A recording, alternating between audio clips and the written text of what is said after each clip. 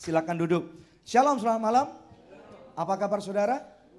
Berapa banyak yang siap untuk diberkati Tuhan dan sudah diberkati Tuhan? Coba lihat kiri kanannya, katakan kamu luar biasa. Haleluya, menyapa juga setiap daripada pemirsa, daripada Facebook Live di Anugerah Ministries. Kami percaya bahwa dimanapun Anda berada, Tuhan lagi bekerja pada kehidupan Anda. Dan jangan lupa Anda boleh share ke halaman pribadi Anda supaya ada banyak teman-teman Anda juga diberkati. Dan kami berharap nanti pada waktu kami akan memberikan talk show, Anda pun boleh bertanya. Amin. Ya, puji nama Tuhan. Bapak Ibu sekalian, siapa yang tahu bahwa uang itu sangat penting? Boleh lihat tangannya? Amin. Haleluya. Orang hidup perlu uang. Betul nggak ya? Dan bahkan segala sesuatu dalam kehidupan ini saya katakan bahwa itu perlu uang. Betul Deb ya? Betul. Ya, oleh karena itu malam ini kita akan belajar tentang apa arti uang, Bapak Ibu sekalian, dalam satu judul khotbah yang saya percaya ini menarik sekali, Money, Who's the Boss, saudara ya. Kita tahu bahwa dalam kehidupan kita, firman Tuhan itu banyak sekali berbicara masalah keuangan, dan malam ini saya ditemani oleh kekasih saya, yaitu Pastor Debbie Katarina. Silakan. Puji Tuhan. Nah saudara, kita akan membahas satu topik ini, Money, Who is the Boss. Kita buka Alkitab kita dulu dari Ibrani pasal yang ke-13 ayatnya yang ke-5. Ibrani pasal yang ke-13 ayatnya yang ke-5. Kalau sudah ketemu katakan amin. Kita akan baca bersama-sama saudara ya. 2, 3. Janganlah kamu menjadi hamba uang dan cukupkanlah dirimu dengan apa yang ada padamu. Karena Allah telah berfirman, aku sekali-kali tidak akan membiarkan engkau dan aku sekali-kali tidak akan meninggalkan engkau. Puji Tuhan saudara ya. Ini satu ayat pedoman yang patut kita pegang teguh di dalam kehidupan keuangan kita saudara ya. Baik keuangan pribadi maupun keuangan keluarga. Ayat ini mengingatkan pada kita, janganlah kita menjadi hamba uang. Tetapi cukupkanlah diri kita dengan apa yang ada pada kita. Amin saudara. Amen. Tahu nggak bahwa begitu banyak problem keuangan itu terjadi karena seseorang merasa tidak cukup. Ayo ngaku sama saya, berapa banyak yang selalu merasa tidak cukup. Amin. Ya, nah saudara, Alkitab mengajarkan kepada kita bahwa kita harus belajar untuk mencukupkan diri kita dengan apa yang ada pada kita. Kalau dalam 1 bulan ini katakanlah kita baru bisa dipercaya sama Tuhan 500.000, cukupkanlah dengan 500.000 saudara. Ya, kalau nanti meningkat menjadi 1 juta, cukupkanlah dengan 1 juta. Kalau meningkat 2 juta, cukupkanlah dengan 2 juta. Dan seterusnya, semakin ke atas, semakin kita belajar mencukupkan diri. Amin saudara. Amin. Nah masalahnya orang sudah punya duit begitu banyak ya kan, tapi tetap masih merasa nggak cukup. Kita juga heran kan saudara ya. Nah ternyata cukup itu relatif. Cukup itu berbicara masalah hati kita. Amin saudara ya. Karena apa saudara? Kalau kita bisa merasa cukup, akan timbul yang namanya ucapan syukur kepada Tuhan. Kita bisa menghargai berkat yang Tuhan berikan kepada kita. Amin saudara ya. Tapi kalau kita merasa kurang melulu, biasanya kita pasti akan masuk dalam tahap mengeluh, dalam tahap komplain, dalam tahap kita akan merengek-rengek saudara ya. Dan itu semua Tuhan tidak suka. Karena itu saudara, mari kita belajar untuk apa saudara? Mencukupkan diri kita dengan apa yang ada, bukan apa yang tidak ada loh saudara ya. Haleluya, apa yang ada, ya. Haleluya. Ya, Bapak Ibu sekalian, tahukah Anda bahwa uang itu bukan saja sangat penting bagi kehidupan, tetapi uang ini sanggup dan dapat membuat suami istri itu ribut. Betul enggak saudara ya? Bertahun-tahun yang silam, puji nama Tuhan, saya bersama dengan istri saya Pastor Debbie, kami sudah menikah 19 tahun ya. Dan awal-awal pernikahan kami waktu itu Indonesia baru saja krisis moneter saudara ya, di tahun 98. Dan tentunya pada waktu itu kami juga punya masalah keuangan saudara ya. Dan sebagai pasangan muda yang baru ya, kami juga belum melayani Tuhan pada waktu itu. Pada waktu kami kekurangan uang saudara ya, ini membuat menjadi salah satu masalah ribut di dalam rumah tangga. Nah sehingga waktu itu kemudian akhirnya saya bergumam pada diri saya sendiri. Tuhan, kalau misalnya uang saya banyak, semua masalah keuangan saya akan selesai. Betul saudara? Ya, saya pikir demikian Bapak Ibu sekalian. Tetapi ternyata Bapak Ibu sekalian memang benar, nggak punya uang itu nggak enak. Siapa yang tahu bahwa nggak punya uang itu nggak enak? Kayaknya udah kebiasaan mereka. Ya. Betul ya, di rumah pun pasti juga tahu ya. Nah tetapi kemudian Bapak Ibu sekalian kita tahu bahwa memang benar dengan uang banyak masalah bisa selesai. Tetapi kemudian maju cepat ke depan, saudara ya, 7 tahun kemudian Tuhan memberikan kesempatan kepada kami untuk melayani Tuhan sepenuh waktu, Bapak Ibu sekalian. Kita pindah ke kota Jakarta, ke ibu kota negara ini, Bapak Ibu sekalian. Dan kemudian di sini kami mendapati banyak sekali orang-orang yang diberkati secara keuangan, saudara. Yang mana ternyata pada waktu mereka diberkati secara keuangan, hal itu tidak menjamin mereka punya masalah itu selesai. Bahkan saya melihat satu hal, bahwa begitu banyak orang-orang yang namanya kaya, saudara. Uang mereka bergelimpangan, saudara. Ya, mereka tidak pernah punya kekhawatiran, saya katakan ya. Bagi orang-orang seukuran kami, mereka seharusnya tidak mempunyai kekhawatiran dalam masalah keuangan. Tetapi guess what, apa yang terjadi pada kehidupan mereka, saudara? Hidup mereka lebih jauh banyak sekali yang ribut luar biasa dengan suami atau dengan istrinya. Jadi akhirnya kami mengambil satu kesimpulan, nggak punya uang itu bisa buat orang jadi ribut. Betul ya? Tetapi punya banyak uang terlalu banyak, tanpa mengerti kehendak Tuhan di dalamnya, hal itu akan jadi sumber malapetaka yang lebih besar. Nah, malam ini firman Tuhan berkata kepada kita dengan jelas, jangan menjadi hamba uang. Amin Bapak Ibu sekalian ya. Nah, malam ini kita akan belajar, saudara, khususnya bagaimana caranya supaya apa yang Tuhan Yesus katakan, supaya kita nggak jadi hamba uang, saudara ya. Tuhan Yesus tidak pernah mau dirinya dibandingkan dengan siapapun juga. Tetapi ada satu yang pernah Tuhan Yesus katakan, yaitu Mamon. Mamon itu adalah dewanya uang, saudara. Tuhan Yesus mengatakan kepada murid-muridnya, dan saya percaya berbicara kepada setiap daripada kita pada saat ini, saudara. Tuhan berkata, pilih mana yang kamu mau layani. Apakah kamu mau layani Mamon atau kamu melayani aku, kata Tuhan. Apa pilihan saudara? Saudara melayani Mamon, mengejar uang, saudara, kelihatannya enak. Pada waktu uang kita banyak, kita bisa membeli banyak hal. Tetapi ternyata di balik segala sesuatu ada jerat yang mana merupakan jebakan kehidupan. Firman Tuhan malam ini yang kita akan ajarkan kepada saudara. Bagaimana caranya supaya kita keluar daripada jebakan-jebakan itu. Bagaimana caranya supaya kita mengerti apa yang menjadi kehendak Tuhan di dalam kehidupan kita. Supaya saudara pada waktu janji firman Tuhan digenapi pada kehidupan saudara. Apapun kondisi saudara, ya, bahwa Tuhan berjanji dia sanggup memindahkan kekayaan daripada bangsa-bangsa untuk masuk kepada perbendaharaan anak-anak Tuhan, orang-orang percaya yang mengerti tujuan keuangan, yang mengerti punya visi kerajaan surga, yang percaya bahwa Tuhan sudah mati dalam kehidupannya, yang percaya bahwa Tuhan sudah menebus kehidupan saudara, sehingga saudara akan menjadi pengelola keuangan kerajaan surga di akhir zaman. Yang percaya katakan amin. Kita berikan kemuliaan yang paling meriah buat Tuhan. Haleluya, puji nama Tuhan. Nah saudara, kalau kita bilang money who is the boss ya, kita harus pastikan bahwa kita itu adalah tuan dari uang kita, saudara. Jangan sampai uang yang menjadi tuan dari kita, saudara. Karena kalau uang jadi tuan kita, uang itu adalah tuan yang sangat jahat loh, saudara. Ya, jadi saudara sering nggak melihat episode seperti ini?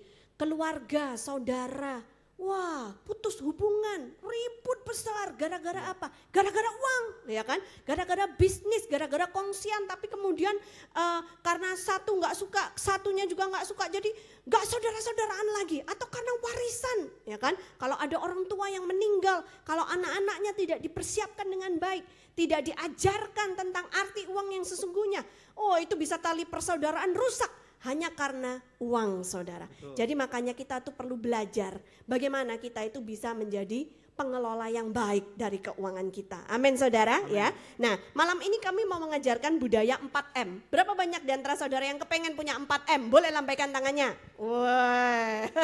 Tapi 4M di sini bukan 4 miliar, saudara ya.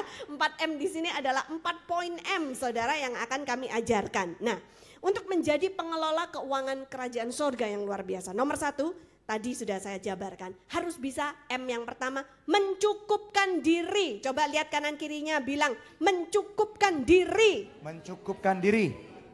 Amin, pas ini tanggal 31. Cukup enggak? Amin. Amin. Merdeka. Besok tanggal 1 terima gajian lagi kan ya. Nah saudara, kita harus belajar mencukupkan diri kita, saudara ya. Itu penting sekali, saudara. Jangan kita menjadi seperti orang-orang dunia yang tidak pernah merasa cukup. Saudara, kalau berbicara tentang mencukupkan diri, itu bukan tentang berapa besar pemasukannya, tapi berbicara tentang bagaimana kita bisa mengendalikan pengeluaran kita. Ada amin, saudara ya. Karena apa, saudara? Makan kangkung yang ditumis itu kalau masak sendiri di rumah 2.500 cukup. Benar saudara? Ya. Tapi kalau makan kangkung beli di warteg mungkin 5.000 saudara, ya.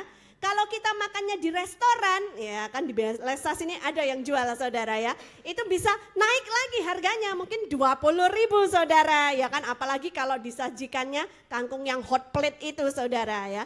Tapi kalau saudara makan di bintang 5, percaya sama saya, kangkung yang sama itu harganya bisa 150.000 rupiah satu porsinya. Ya kan? Bedanya apa? Gengsi. Nah, saudara, jadi kita lihat mencukupkan diri ini bukan masalah berapa besar uang pemasukan kita, tetapi seberapa bijaksana kita bisa mengelola pengeluaran kita. Yang percaya katakan amin saudara ya. Nah kemudian poin M yang kedua saudara, setelah kita belajar mencukupkan diri dan mengucap syukur sama Tuhan, kita belajar untuk menabur atau memberi. Tentu saudara, pada saat saudara menerima uang, apakah dari gajian saudara, apakah dari bisnis yang saudara lakukan, pendapatan dari usaha yang saudara lakukan, tentu kita sebagai anak-anak Tuhan kita sudah mengerti prinsip ini bahwa kita harus mengembalikan berapa? 10% ya, dibawa ke rumah Tuhan. Kita kembalikan dalam bentuk perpuluhan sebagai tanda kita mengakui bahwa Tuhan adalah Tuhan dari keuangan kita. Amen. Bahwa dia adalah sumber berkat kita, bahwa dia memerintah dalam kehidupan keuangan kita. Ada amin saudara? Ya. Tapi apakah 10% saja cukup saudara? Kita perlu juga memberi kepada orang tua kita, ya. Kita juga perlu untuk memberi kepada orang-orang yang membutuhkan saudara. Kita perlu memberikan taburan ya, dimanapun di tempat-tempat yang Tuhan gerakkan hati kita. Karena firman Tuhan berkata bahwa orang yang menabur banyak dia akan menuai banyak. Orang yang menabur sedikit dia akan menuai sedikit. Orang yang gak pernah menabur dia gak akan pernah menuai. Ya, ini satu prinsip kebenaran tentang mengelola keuangan. Betul, haleluya. Kemudian yang ketiga, kita masuk kepada poin yang ketiga ya. Poin ketiga berbicara yaitu M yang ketiga ini menabung. Di dalam kehidupan kita perlu menabung. Nah pada waktu saudara mau belajar menabung, ini ada dua pandangan saudara. Ada orang pertama berkata konsumsi dulu, kemudian baru menabung. Atau pandangan yang pertama tabung dulu, baru kemudian konsumsi. Yang mana yang benar? Saudara kalau mau nabung, mau nggak mau, percaya nggak percaya, saudara harus dipaksa. Amin, ya.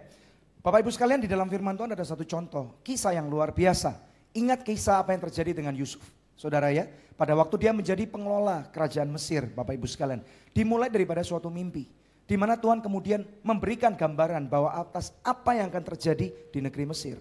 7 tahun pertama di Mesir, kita pernah mendengar, membaca dalam firman Tuhan, bahwa akan ada masa kelimpahan. Dengar saudara, di dalam kehidupan setiap manusia tidak mungkin selamanya saudara akan jadi orang susah. Amin. Siapa yang percaya ini? Tetapi pada saat yang bersamaan tidak selamanya hidup itu adalah mengenai moon and roses. Enggak semua kehidupan kita akan selalu ada di atas saudara. Percaya bahwa Tuhan mengizinkan segala sesuatu dapat terjadi.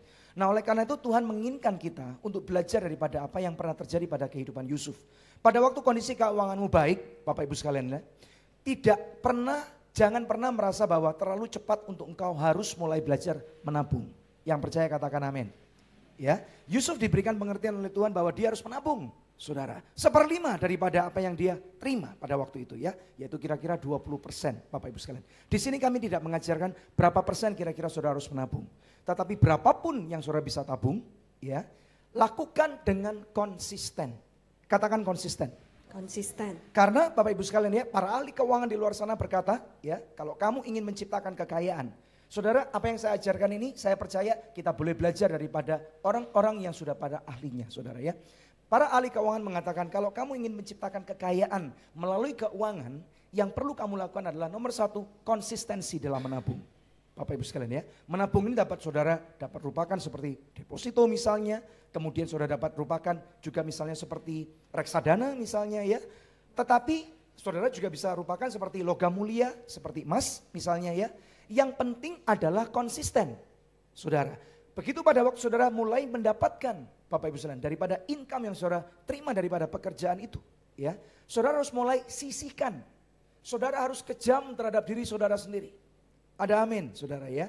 Jangan berkata, Belanda masih jauh, saudara ya. Lebih baik saya konsumsi dulu, saya nikmati dulu. Saya bisa makan enak, saya bisa beli gadget baru, saudara ya. Tetangga sebelah, rekan kantor saya ini, baru beli tablet baru, baru beli TV baru. Saudara ya, kita nggak perlu meniru kehidupan mereka. Asal saudara dapat mengatakan cukup. Saudara harus bisa menjadi anak-anak Tuhan yang mengerti tahu apa itu cukup. Salah satu daripada buah roh mengajarkan untuk kita, apa saudara? Mengendalikan diri. Ya, self control. Bapak Ibu sekalian, tahukah Anda pengajaran tentang self control atau pengendalian diri yang terbaik itu adalah bukan pada waktu seseorang tidak punya apa-apa, saudara, tetapi ujian itu sebenarnya adalah pada waktu saudara mempunyai kapasitas untuk melakukan sesuatu. Dalam hal keuangan, pada waktu engkau mempunyai kekuatan untuk membeli sesuatu, amin saudara ya. Tetapi kemudian engkau mengatakan, sebentar, saya akan hitung lagi. Sebentar, saya akan pikir dulu, perlu enggak barang itu? Atau kalau memang perlu, ada enggak model yang lebih sederhana? Ada amin saudara. Ya, atau kalau saudara orang-orang yang lebih kaya lagi, saudara sudah punya motor 2, saudara. Tetangga sebelah baru beli motor balap 150 cc atau mungkin 200 cc, naked bike. Bapak Ibu sekalian ya, orang bilang zaman sekarang ya. Dan kemudian saudara pengen beli. Saudara berkata, aku baru dapat berkat luar biasa. Baru dapat promosi 30 juta, 50 juta saudara.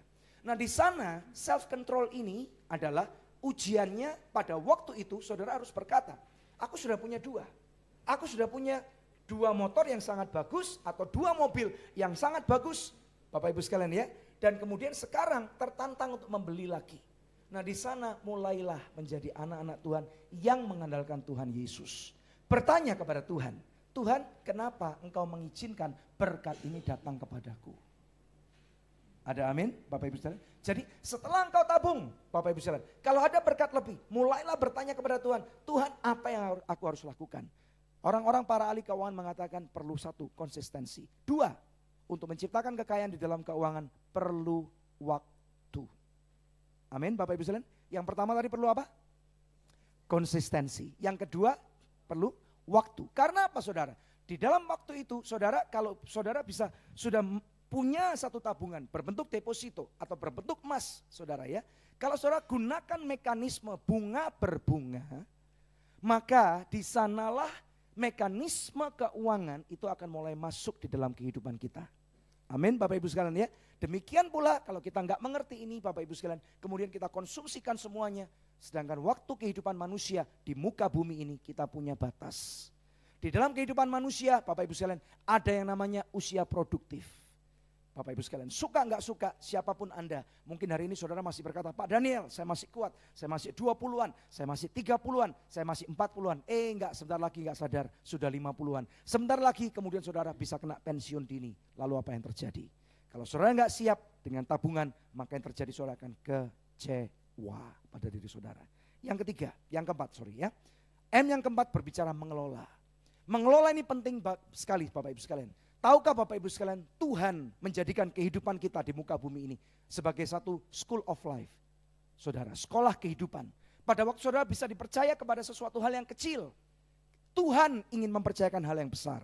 Kalau saudara sanggup mengelolanya, tadi istri saya mengajarkan, kalau saudara cuma punya 500 ribu, cukupkan dengan apa yang kamu punya. Makannya sederhana Bapak Ibu sekalian. Betul? Ada amin? Ya. Beberapa minggu yang lalu saya membaca sebuah artikel Bapak Ibu sekalian. Ada satu pasangan suami istri muda. Baru menikah Bapak Ibu sekalian. Mendapatkan gaji 1.500.000 Bapak Ibu sekalian. Mereka sederhana banget. Naik kendaraan umum Bapak Ibu sekalian. Kemudian gak lama kemudian karena bekerja dengan baik. Mendapatkan promosi dari kantor. Mendapatkan gaji 3.500.000 Bapak Ibu sekalian. Kemudian suaminya berkata, Mah aku perlu untuk cicil sepeda motor. Supaya bekerja bisa lebih baik. Istrinya setuju Bapak Ibu sekalian. Akhirnya mereka nyicil sepeda motor. Harus menanggung hutang beberapa tahun Bapak Ibu sekalian. Sampai lunas. Kemudian suami berkata, Mah sekarang lihat Tuhan memberkati aku lebih lagi. Ayo kita upgrade kehidupan kita. Ya, biasanya orang kan berkata seperti itu saudara. Kita upgrade kehidupan kita. Kita ini sekarang masih tinggal di kontrakan. Di rumah bedeng. Malu kayaknya. Ya, ayo kita naikkan. Kita sekarang cari apartemen kecil. saudara ya. Kita sewa di sana atau kemudian saudara kita beli mobil, saudara dari sana lambat laun income menjadi 5 juta, saudara income menjadi 10 juta, income menjadi 15 juta, menjadi 20 juta. Bapak Ibu sekalian, guess what? Apa yang terjadi? Dengan kehidupan model seperti ini, saya katakan orang ini gagal untuk mengelola. Dengar baik-baik, sebagai anak Tuhan kami mengajarkan pada malam ini. Pada waktu Tuhan memberikan promosi di dalam keuangan saudara. Bapak Ibu sekalian, perlu enggak kita untuk mengupgrade kehidupan kita? Saya mengajarkan garis batas dulu. Saudara, bedakan yang mana antara kebutuhan hidup dan keinginan. Ada amin? Masalah mulai terjadi pada waktu kebutuhan kehidupan ini sudah tercukupi, tetapi keinginan tidak tercukupi. Gara-gara sosial media. Melihat kiri kanan postingan Instagram makanan enak. Saudara, biasanya pada waktu masih naik motor, naik kendaraan umum, selalu bisa tepat waktu atau telat 2 jam pun makan di rumah. Tetapi pada waktu sudah naik mobil, harus makan di luar. Saudara, harus kirim Gojek katanya. Betul saudara ya, kirim makanan Bapak Ibu sekalian. Dan kemudian gak punya waktu untuk ketemu istri makan malam bersama. Bapak Ibu sekalian. Akhirnya apa? Terjadi curiga mencurigai. Semakin lama pada waktu sudah punya perusahaan, sudah punya mobil, yang terjadi apa? Gaya kehidupan ini semakin lama akan semakin mendongkrak kehidupan kita untuk naik dan melihat ke atas. Tuhan tidak menginginkan anak-anaknya lupa diri. Tetapi Tuhan pada waktu memberkati kehidupan saudara. Dan saya yakin Tuhan sanggup mengadakan daripada apa yang tidak ada menjadi ada. Ada amin? Bukan berarti hari ini saudara berkata, saya enggak punya mobil, di dalam nama Yesus Tuhan sanggup menciptakan yang tidak ada menjadi ada. Sem salabim. Saudara, bukan masalah seperti itu. Tetapi Tuhan menghendaki anak-anak Tuhan menjadi pengelola keuangan yang bijak. Karena apa Bapak Ibu sekalian? Coba bayangkan, berani enggak saudara mulai berdoa dan bertanya kepada Tuhan? Kalau enggak punya pekerjaan, berani berdoa kepada Tuhan enggak untuk minta pekerjaan? Siapa yang berani? Pada waktu tidak punya pekerjaan, enggak punya rumah, berdoa kepada Tuhan. Enggak punya pasangan hidup, berdoa kepada Tuhan minta pasangan hidup. Siapa yang pernah? Ada amin? Puji nama Tuhan, sudah punya anak 1 di belakang itu saudara. Amin, haleluya. Welcome back Ori and Shirley, haleluya. Dan kemudian Bapak Ibu sekalian, pada waktu sudah diberkati, tantangannya adalah beranikah saudara? Bertanya juga kepada Tuhan yang sudah memberkati saudara. Tuhan, untuk apa engkau memberkati aku sebanyak ini? M yang keempat berbicara sebagai pengelola. Lihat kehidupan Yusuf. Pada waktu dia diberkati menjadi Perdana Menteri Mesir. Saudara, di sana ujian untuk mengendalikan diri. Self control ini tadi. Itu kemudian masuk dalam ujian sebenarnya. Dia tidak menggunakan jabatannya untuk membalas orang-orang yang pernah memenjarakan dia. Dia tidak pernah membalaskan kakaknya yang pernah menjualnya sebagai budak. Tetapi dia kelola uang kerajaan Mesir ini. Ini gambaran daripada orang-orang yang sudah hatinya tertambat kepada Kristus Yesus. Ada harta kekayaan kerajaan surga yang Tuhan akan titipkan kepada saudara. Yang percaya katakan amin. Mungkin hari ini saudara berkata, Pak Daniel saya masih orang sederhana. Saya bahkan masih tidak bisa dikatakan saya orang kaya. Saya masih miskin. Dengar baik-baik. Kalau engkau percaya bahwa Tuhan Yesus yang kau sembah adalah Tuhan yang hidup. Hari ini saudara boleh susah. Tetapi dengar baik-baik. Tidak selamanya engkau akan jadi orang susah. Siapa yang percaya ini katakan amin. Tidak selamanya engkau akan meminta-minta. Tidak selamanya hidupmu akan ada di bawah. Firman Tuhan berjanji dan ada tertulis kepada kita. Bahwa engkau adalah kepala dan bukan ekor. Engkau akan naik dan tidak turun. Yosua, Tuhan berbicara kepada Yosua. Asal engkau dengan baik-baik mendengarkan. Dan melakukan apa yang aku perintahkan kepadamu. Lihat, aku akan sanggup memberkati kehidupanmu. Sehingga apapun yang kau kerjakan, janji Tuhan kepada anak-anaknya, kepada saudara dan saya. Pada waktu kita mau belajar untuk menjadi pengelola keuangan kerajaan surga, Tuhan sanggup membuat saudara menjadi orang-orang yang lebih daripada berhasil. Yang percaya katakan amin. Yang percaya katakan amin. Berikan kemuliaan yang paling meriah buat Tuhan. Haleluya. Ya saudara, saya berdua dengan Pastor Daniel kemarin hari Selasa ya, kita terbang ke Singapura, tapi cuma 1 malam saja saudara, Rabu sudah balik saudara ya. Alasan kami pergi ke Singapura kemarin adalah untuk melayat karena ada salah satu partner dari Anugerah Ministries yang meninggal dunia ya. Kemudian sampai di sana, nah ini yang lucunya saudara, waktu dalam perjalanan menuju ke sana ya, di pesawat terbang kami, ternyata 20 menit sebelum kami mendarat ke Bandara Changi di Singapura, saudara tahu nggak? Itu goyang pesawatnya saudara, karena mungkin lagi hujan badai gitu saudara ya. Kan sekarang lagi musim gitu ya, di Hong Kong ada typhoon, di Texas ada apa itu ya, banjir saudara ya. Nah ini juga di Singapura ini di pesawat itu goyang banget saudara ya, aduh goyangnya minta ampun deh. Terus sebentar lagi ada dentuman yang sangat keras gitu, boom, kemudian saya lihat putih semua gitu saudara ya. Nah terus ternyata kami baru tahu pesawat kami itu disambar geledek saudara gitu ya. Nah terus ketika mendarat saya memberitahu ke grup keluarga Hendrata gitu kan, puji Tuhan ini bisa mendarat dengan selamat. Tadi pesawatnya sempat disambar geledek di atas, malah dibuat candaan saudara. Gimana? Rasanya kayak apa gitu saudara ya? Kok cahaya putih itu jangan-jangan Tuhan Yesus mau datang menjemput kalian kedua kalinya itu, malah dibuat candaan saudara ya. Padahal saya sama Pastor Daniel itu paling nggak pernah dan paling nggak suka kalau bergurau itu bilang suwer disambar geledek gitu, nggak pernah saudara ya. Tapi nggak tahu kenapa lah itu pesawat kemarin, dan ternyata setelah kami pelajari memang pesawat itu paling sering rentan kena sambar geledek gitu saudara ya. Tapi puji Tuhannya kami nggak apa-apa, bisa mendarat dengan selamat. Amen. Saudara.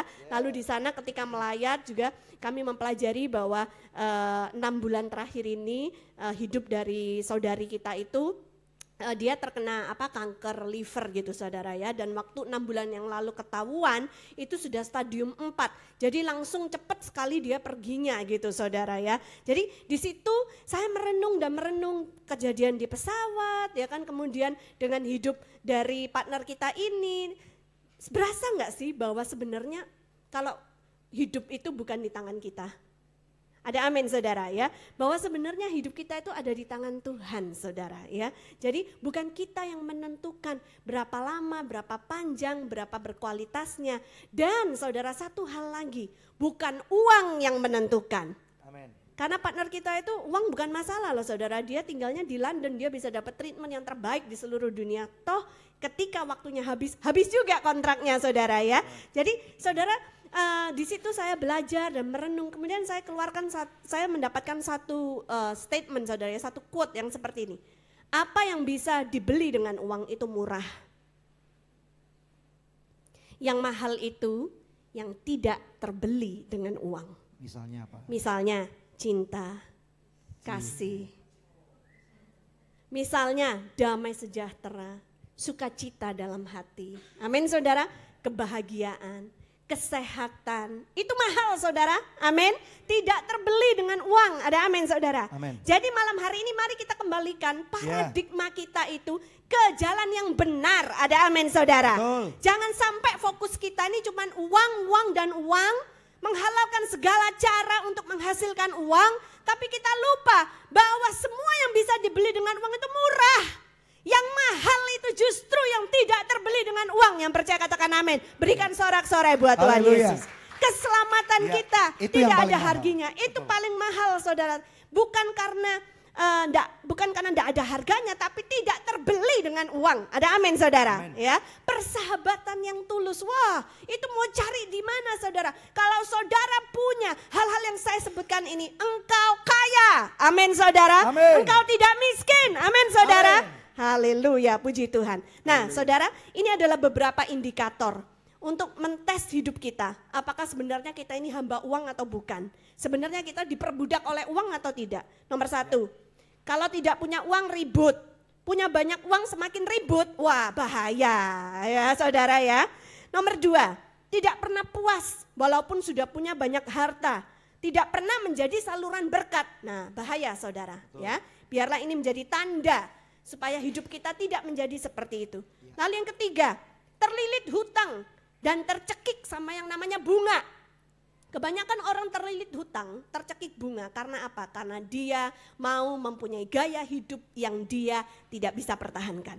Sebenarnya bukan level dia, tapi dia paksakan dan dia paksakan, maka akhirnya dia terlilit dengan hutang dan bunga. Berikutnya saudara, kalau prioritas dalam hidupmu hanya uang dan uang, selalu absen Dalam acara keluarga penting-penting gak pernah datang. Kenapa kok gak pernah datang? Kerja, buka toko, ya kan? Harus mentelengin komputer nih, saham lagi naik turun dan lain sebagainya.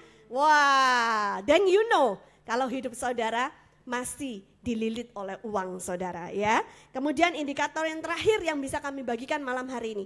24 jam dalam sehari itu gak cukup. Gak ada waktu untuk istirahat, gak ada waktu untuk ibadah, apalagi untuk pelayanan. Banyak orang saudara kalau duitnya masih sedikit rajin datang beribadah. Bener gak Bapak Ibu Gembala di tempat ini ya? Pasti pernah menghadapi jemaat-jemaat yang seperti itu ya kan? Rajin banget ikut doa pagi, ikut doa siang, ikut doa malam ya kan? Mau hari apa aja dia ikut datang beribadah. Ya. Tapi begitu uangnya sudah banyak, wes bablas anginnya ya kan? Gak pernah kelihatan lagi rupa orang ini di mana gitu saudara ya. Jadi jangan sampai uang itu yang memperalat kita, yang memperhamba kita. Ada amin saudara. Amen. Mari kita taruh uang di tempat yang benar. Dia adalah alat. Katakan uang adalah alat. Uang adalah alat. Dia bukan tuan. Dia bukan tuan. Amin. Amin. Puji Tuhan. Haleluya. Bapak Ibu sekalian diberkati. Amin. Haleluya. Oleh karena itu sekarang kita akan memberikan kesempatan untuk Anda bertanya. Dan talk show pada malam hari ini akan bersama-sama dengan seorang moderator yang luar biasa. Kita sambut saudari kita Indah Huta Barat. Jadi kepada teman-teman yang Bapak Ibu sekalian ada di sini, Anda boleh bertanya nanti, Indah akan memimpinnya ya. Dan juga kepada setiap daripada pemirsa yang lagi menyaksikan on air live Facebook, Anda boleh bertanya sekarang juga, nanti kami akan jawab ya. Dan percaya bahwa Tuhan punya rencana, apapun masalah-masalah yang Anda sedang hadapi, khususnya pada waktu Anda tahu ada masalah-masalah di dalam hal keuangan, biarlah nanti Tuhan yang memberikan hikmat untuk menjawab masalah-masalah ini hingga tuntas. Ya, puji nama Tuhan. Saya serahkan waktunya untuk Indah. Oke, terima kasih buat teman-teman yang udah dengar. Juga yang ada di rumah saat ini, saudara yang menyaksikan lewat Facebook Live. Saudara bisa taruh pertanyaan saudara di kolom komentar. Saudara ketik, nanti kita akan tampilkan di floor di sini. Dan pastikan saudara dijawab pertanyaannya. Kalau masih kurang jelas, saudara bisa tulis lagi di komen. Oke? Yeah. Semua yang di tempat ini juga mengerti, oke? Yang pertama, tadi kita dengar tentang uang. Ya, saya duduk dulu. Tinggian. Oke, Pak. Tadi kita belajar tentang uang itu bos atau bukan dalam hidup kita. Dalam firman Tuhan kita tahu ya bahwa Tuhan itu nggak pernah dibandingkan dengan ilah yang lain selain yang namanya mamon. Mamon itu uang. Kita tahu semua. Makanya saya ada pertanyaan buat Pak Daniel dan Ibu Debbie. Saya udah sediakan pertanyaan, saya banyak banget pertanyaan. Saudara silakan. Tunggu dulu ya, saya dulu. Jadi yang pertama, sebenarnya indikasi orang itu terikat dalam uang itu definisinya seperti apa? Tadi kita kan udah dengar penjelasannya ya. Tapi kan Pak Daniel dan Bu Debbie itu cuma jelaskan sebentar doang. Saya mau lebih dalam, apalagi khususnya untuk orang percaya. Kan itu kan beda-beda tipis ya, pelayanan pun kita juga kadang ada yang cari uang. Saudara jangan tersinggung, saya mungkin dulu pernah begitu. Jadi saya mau tanya Pak Daniel dan Ibu Debbie, gimana kita bisa melihat bahwa orang itu menjadi hamba uang khususnya di orang percaya, padahal itu kan tipis banget perbedaannya dengan yang selama ini kita lihat. Mungkin di jemaat-jemaat saudara juga mengalami seperti itu. Selain indikasi yang 5 tadi, Bapak bisa jelaskan? Ya, kalau saya percaya, maaf ya suara saya lagi serak banget. Ya. Jadi dalam kehidupan kita, dalam tingkah laku kita, ini semestinya tuh sikap kita itu tercurah atau cerminan dari hati kita. Ya, nah jadi saudara kita bisa dengan gampang berpura-pura, tetapi indikator yang paling gampang bagaimana sikap itu pada waktu gak ada orang yang lihat. Itu indikator yang paling gampang. Di gereja orang bisa berpura-pura, di tempat kerja orang bisa berpura-pura. Tetapi kalau mau tahu bagaimana sebenarnya sikap orang itu, ya kita harus berteman dengan dia. Lihat gaya bicaranya. Pada waktu kita mendengarkan apa yang dia katakan, itu akan kelihatan kok. Apakah orang itu sebenarnya dari 5 kategori tadi yang kami katakan, itu masuk sana atau enggak? Nomor 1, nomor 2, nomor 3, nomor 4, atau nomor 5? Menurut saya indikatornya yang paling gampang adalah seperti itu. Ya, silakan. Nah, mungkin saya tambahkan dikit. Yang paling mendasar adalah seperti inilah, Indah. Kalau Tuhan minta sesuatu kepada kita dan kita merasa berat banget untuk melepaskannya, dan kamu tahu ya, hanya kita sendiri yang tahu. Ini urusan antara kita dengan Tuhan, saudara ya. Kalau Tuhan minta sesuatu kepada kita, katakanlah waktu persembahan atau waktu kita pergi ke ATM, terus Tuhan ngomong sesuatu dan kita rasa berat sekali untuk melepaskannya, maka kamu tahu bahwa uang itu masih lebih berkuasa dalam hidupmu. Oke. Kalau saya membuka pertanyaan buat saudara yang mau bertanya, boleh silakan angkat tangan, nanti saudara akan. Silakan mic-nya. Sebutin nama aja Pak dengan pertanyaannya. Shalom, terima kasih atas waktunya. Nama saya Mario Yohanes Pandean, lengkap. Ya, satu berkat yang luar biasa, yang nggak tahu beberapa kali saya datang ibadah di tempat ini tuh semuanya firman Tuhannya oke-oke banget gitu kan. Sangat memberkati pribadi saya khususnya. Amin. Ada pertanyaan dan kebetulan saat ini saya juga mengalami. Jadi 10 tahun lalu saya berbisnis sendiri, buka usaha sendiri, itu rental mobil, gitu kan, rental mobil dari mobil biasa sampai mobil mewah. Setelah berjalan sampai saat ini, itu di tahun ketiga saya mengalami yang namanya cukup berhasil, sampai saya bisa menikmati gitu. Dan puji Tuhan untuk ibadah dan pelayanan saya tidak pernah lupa. Bahkan boleh dibilang saya bisa menjadi berkat. Karena dalam kegiatan apapun, bahkan youth yang berhubungan dengan transportasi, saya coba memberkati. Seperti itu. Jadi kalau bicara pelayanan, puji Tuhan juga, Tuhan percayakan di saya di tahun 98 sudah bisa melayani Tuhan. Dan gak tahu bagaimana, di tahun ke-7 saya coba lagi buka usaha baru atau mencoba untuk di bidang lain. Karena di tahun ke-7 itu badan usaha saya sudah mulai resmi, artinya ada legalitasnya. Ketika saat itu ada beberapa izin usaha yang saya coba untuk expand seperti itu saya buka. Dan usaha tersebut adalah wedding organizer, jasa. Dan sambil berjalan, ketika saya melihat kok justru yang pekerjaan saya di awal itu malah berantakan. Berjalannya waktu, bukannya makin baik, makin berantakan dalam hal keuangan.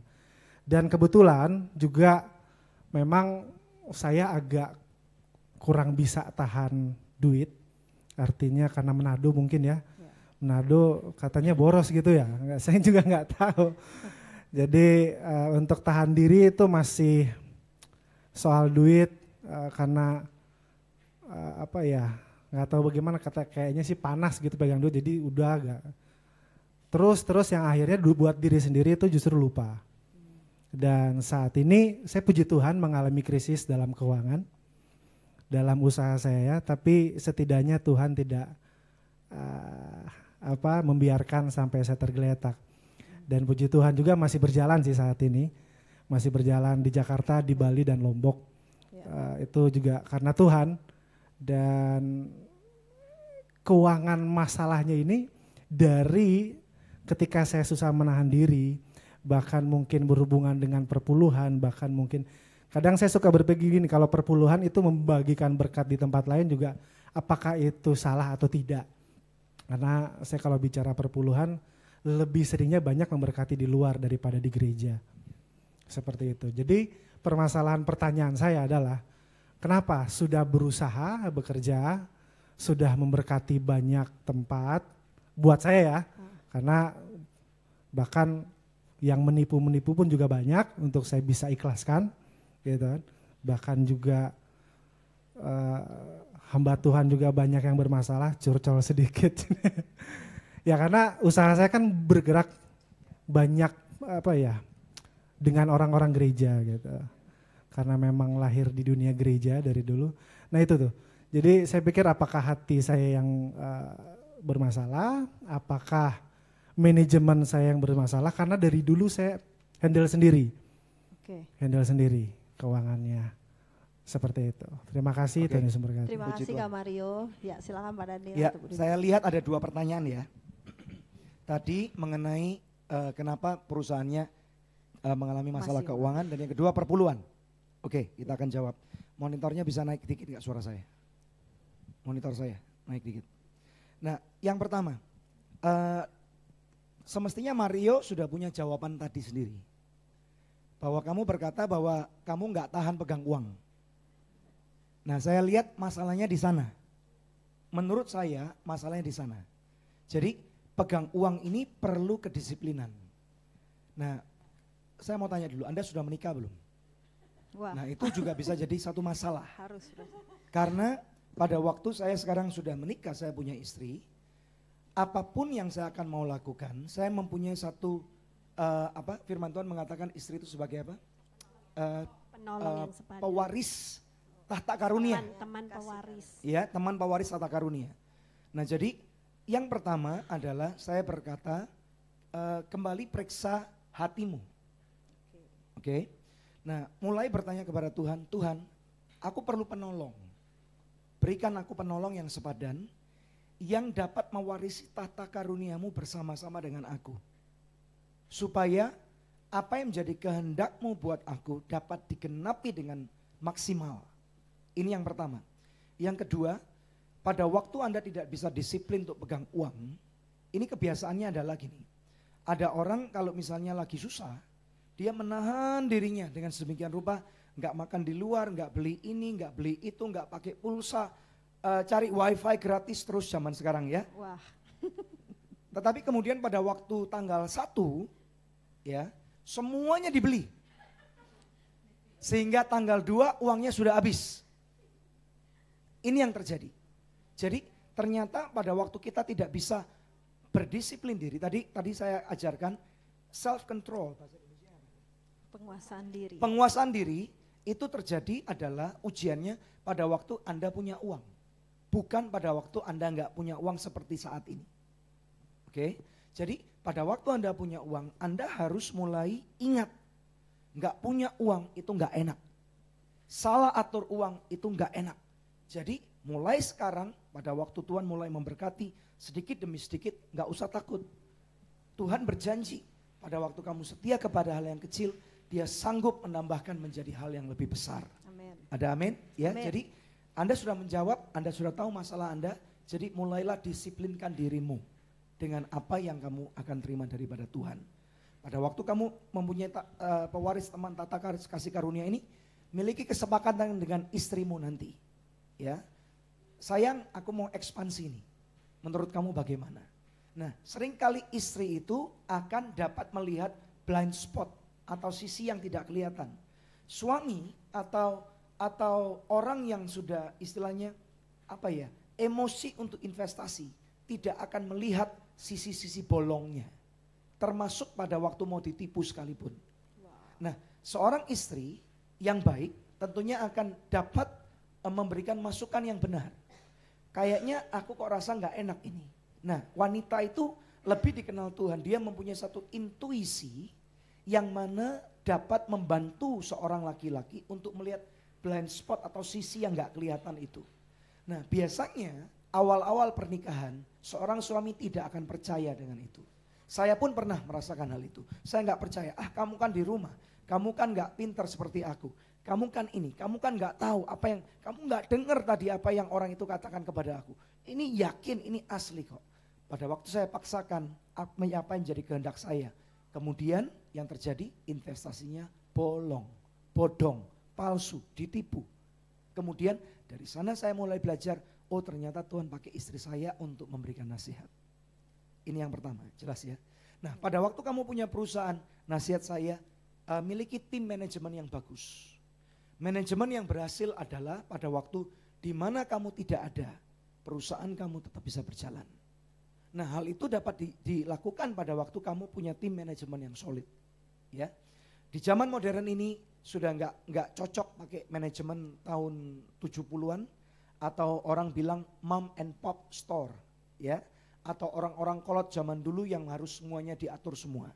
Kamu harus punya tim manajemen yang baik, mulai dengan satu orang yang bisa terima telepon, mulai dengan orang kedua yang bisa membantu untuk memarketingkan bisnis kamu, mulai punya orang ketiga yang bisa membantu untuk mengatur cash flow kamu. Dan dengan itu kamu akan melihat ternyata pada waktu orang-orang ini tim manajemen yang kecil yang solid bisa membantu perusahaan kamu untuk bisa lebih berkembang. Ya, nah kemudian dari sana kamu akan belajar lebih banyak lagi. Menjawab, ya. Dengan itu saya berharap bahwa pada waktu Tuhan akan memulihkan kehidupan keuangan Mario. Saya percaya Tuhan akan menjadikan kamu kepala dan bukan ekor. Amen. Naik dan tidak turun. Justru pada waktu saat-saat kamu lagi ada di bawah, itu artinya Tuhan ingin kamu, gini, pada waktu kamu ada di bawah, miliki sensitivitas bahwa sebenarnya Tuhan lagi mendampingi kamu. Amen. Dan Tuhan tidak meninggalkan kamu. Ya. Yang kedua, tentang perpuluhan. Saya yakin dan percaya kebangkrutan kamu, ditipunya kamu bukan karena perpuluhanmu salah atau benar. Ada amin enggak? Memang benar ada janji di dalam perpuluhan yang Tuhan sudah tulis dalam firman-Nya, ya. Saya tidak tahu kamu bergabung di gereja mana. Saya tidak mau memberikan nasihat yang salah karena ini juga banyak dilihat oleh orang-orang dari gereja-gereja yang berbeda. Nah, kembali kepada gereja kamu, lokal kamu, bagaimana polisi pengajaran tentang perpuluhan itu sendiri. Ya. Nanti secara off air kita bisa minum kopi bareng bicara masalah perpuluhan ini. Amin. Amin. Ya, tetapi Ya. saya yakin dan percaya kebangkrutan kamu lebih karena kamu nggak tahan pegang uang, bukan karena apalagi kamu berkata sudah memberikan menyisihkan untuk perpuluhan banyak, bahkan membantu banyak pelayanan. Jelas ya? Ada amin ya? Puji nama Tuhan. Mau nambahin? Ya, saya tambahin dikit. Tadi kan karena Pastor Daniel bilang kalau punya istri itu bisa menjadi teman yang sepadan, bisa dimintain pendapat gitu kan ya. Dan dia juga sudah mengaku bagaimana kalau dulu dia merasa pandangan saya itu nggak afdol. Nah, buat para istri yang mungkin suami Anda juga nggak percaya dengan pandanganmu ya kan, diberikan nasihat dia nggak mau terima gitu, ya udah nggak apa-apa, diam aja, nggak usah disumpah-sumpahin atau gimana. Dan yang paling penting adalah ketika dia menyadari bahwa apa yang dia lakukan itu salah, kita sebagai istri jangan sok pintar dan berkata, ya toh apa gua bilang ya, nggak boleh seperti itu. Ini adalah salah satu kunci kebahagiaan rumah tangga gitu ya. Jadi kalaupun dia salah, ya terima saja, dalam hati kita tetap doakan, biarlah Tuhan sendiri yang berbicara, biarlah Roh Kudus yang menyatakan, memberikan pernyataan kepada dia. Ada amin ya. Dengan cara demikian rumah tangga kita bisa tetap harmonis dan bahagia. Amin. Amin. Amin. Puas dengan jawabannya ya. Oke, saya buka lagi. Ada yang mau bertanya lagi? Kalau nggak ada saya yang nanya nih. Ada yang mau nanya? Ya udah, saya mau nanya Pak Daniel. Silakan. Melanjutkan tadi tentang hubungan suami istri. Saya punya pertanyaan, ini banyak ditanyakan oleh banyak orang. Bagaimana jika income dari istri itu lebih besar dari suami? Itu bagaimana cara memanagenya dalam keluarga? Ya, ini jadi masalah abad 21 Indah. Oke, Pak. Karena memang benar wanita pada waktu diberikan kesempatan yang sama dengan laki-laki. Karena tuntutan zaman kan ya. Suami bekerja sendirian karena keinginan, seringkali karena keinginan, akibatnya kondisi keuangan keluarga nggak cukup. Oke, sebenarnya kalau kebutuhan, apalagi kalau tinggal di kota Jakarta, nilai UMR saja sebenarnya sudah diperhitungkan, ada elemen-elemen yang dipikirkan oleh pemerintah sehingga seharusnya dengan level kehidupan status sosial yang sekian itu cukup. Seharusnya, apalagi kalau sudah dapat promosi-promosi. Nah, gara-gara keinginan akhirnya suami berkata, "Mah, lu harus ikut kerja deh." Nggak fair kayaknya dengan dalih seperti itu. Oke. Ya, atau apalagi kalau mertua berkata, "Gua udah sekolahin anak gua sampai di Amerika, sampai di Inggris, di Australia, di Malaysia. Izinin dia bekerja." Ya, atau gara-gara seperti itu. Sehingga akhirnya gara-gara tuntutan-tuntutan ini wanita pun mau bekerja karena tuntutan zaman. Nah, ternyata dibuktikan kalau wanita diberikan kesempatan yang sama, wanita ternyata bisa menghasilkan tidak kalah dengan laki-laki. Setuju nggak? Wow. Ya. Dan kemudian ternyata wanita lebih konsisten daripada laki-laki. Oke. Wanita lebih teliti menghasilkan ketelitian yang luar biasa dibandingkan dengan laki-laki. Preciseness-nya itu lebih bagus. Sehingga akibatnya wanita-wanita pada zaman sekarang menjadi CEO, menjadi manajer keuangan, menjadi banyak hal yang laki-laki bisa lakukan dan income-nya lebih tinggi daripada suami. Ya. Ya. Nah, nomor 1, menurut nasihat saya adalah suami, kamu harus belajar merasa secure. Oke, Pak. Ya, suami harus bisa belajar untuk merasa secure. Karena pada waktu suaminya nggak secure, dia nggak akan senang dengan istrinya dan itu akan jadi permasalahan yang utama. Yang kedua, istri pun tidak boleh memandang rendah suaminya. Karena firman Tuhan mengatakan bahwa suami secara struktur adalah kepala rumah tangga. Walaupun istri gajinya 100 juta per bulan, suami cuma 10 juta per bulan. Ya, istri tidak boleh memandang rendah suaminya. Mengatakan, emang lu bisa ngasilin kayak gua? Itu nggak boleh. Pada waktu dia pulang ke rumah, dia harus ingat bahwa kamu adalah istri orang itu. Dan kamu adalah mama daripada anak-anakmu. Jadi atribut manajer kamu, atribut CEO kamu harus tinggal di kantor. Sampai di keset depan rumah kamu, welcome. Oke. Begitu sampai di rumah, status kamu adalah istri daripada nyonya tuan itu. Dan mama daripada anak-anak kamu. Dan jadilah damai di dalam rumah tanggamu. Ya. Nah, kalau suaminya masih merasa gak secure, ya bodoh banget. Istri lu punya gaji 100 juta, lu cuma 10 juta, itu aja masih lu ributin, goblok banget gitu menurut saya. Menurut saya seperti itu. Ya, ini wanita mungkin kasih pandangan, silakan. Ibu coba Bu ditambah. Nah, itu ada hubungannya dengan submission, ada hubungannya dengan penundukan diri. Di dalam Alkitab, istri itu nggak diminta macam-macam sama Tuhan. Dimintanya cuma satu, hai istri, tunduklah kepada suamimu. Apa? Tanduklah suami. Bukan tanduk, tapi tunduklah pada suamimu. Jadi rupanya Tuhan itu tahu tantangan terbesar buat seorang wanita itu adalah tunduk. Ya, karena itu saudara, Tuhan sudah memberikan aturan yang benar rumah tangga Kristen itu seperti apa. Jadi meskipun kalau istri bisa membawa lebih banyak uang pulang ke rumah, tetap kita harus memperlakukan hierarki kita bahwa di dalam rumah tangga kita pemimpinnya tentu adalah Kristus dan setelah itu adalah suami kita. Ya, jadi yang namanya istri itu adalah proses kita untuk menundukkan diri. Oke. Terima kasih Bu, terima kasih Pak. Menjawab Indah? Menjawab Pak. Ada banyak teman juga yang nanya. Okay. Kembali saya ingatkan saudara yang menyaksikan lewat Facebook Live, saudara bisa tulis pertanyaan saudara lewat komen. Nanti saya akan bacakan supaya bisa dijawab dengan Pak Daniel dan Ibu Debbie. Sekarang saya kasih kesempatan lagi buat teman-teman yang ada di sini, saudara-saudara. Ada lagi yang mau tanya mungkin tentang keuangan di gereja dan segala macam. Atau yang masih single, tadi saya dengar bisik-bisikan ada banyak pertanyaan dari teman-teman yang single sebelum memasuki keluarga. Oh, Bapak Edu, silakan. Perkenalkan, nama saya Edward. Sudah tahu. Sudah tahu. Saya masih sendiri. Jadi promosi. Saya mau tanya promosi. Kamu mesti nyanyi, aku masih seperti yang dulu, masih sendiri maksudnya gitu. Jadi saya mau bertanya, bisa nggak kita bermain saham dan apakah forex itu merupakan spekulasi atau tidak? Maksudnya Good, saya mengerti pertanyaannya. Ya. Oke. Jadi bolehkah orang Kristen bermain saham atau bermain forex? Ya. Tentunya ya menurut saya sih sah-sah aja, boleh-boleh aja, boleh jawabannya iya atau tidak. Nah tapi pertanyaan yang kedua, spekulasi atau tidak, jawabannya tergantung. Oke, tergantung bagaimana kamu melakukan pembelian itu. Jadi kita mesti mengerti pada waktu kita mau bermain saham, permainan saham yang benar, kamu harus mengerti dulu bagaimana saham itu ditransaksikan. Ya, kebanyakan banyak sekali orang-orang masalah investasi saham di Indonesia ini masih awam sekali, oke? Dan kebanyakan orang-orang awam, ya orang-orang yang awam saham itu bermain saham gara-gara diiming-imingin 1 bulan bisa 30-50%, oke? Nah pada waktu masuk gara-gara iming-iming 30-50%, Oke, bisa dapat nggak? Bisa.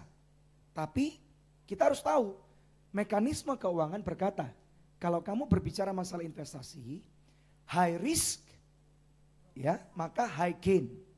Oke, selalu seperti itu. High gain berarti high risk. Resiko tinggi akan menghasilkan yield atau pendapatan yang tinggi. Tetapi kalau kamu mau mendapatkan 50%, berarti kamu harus mampu menanggung bukan kerugian 50% saja. Tetapi kamu harus siap untuk menanggung kerugian minimal 100 sampai 150% di bawah. Sanggup nggak?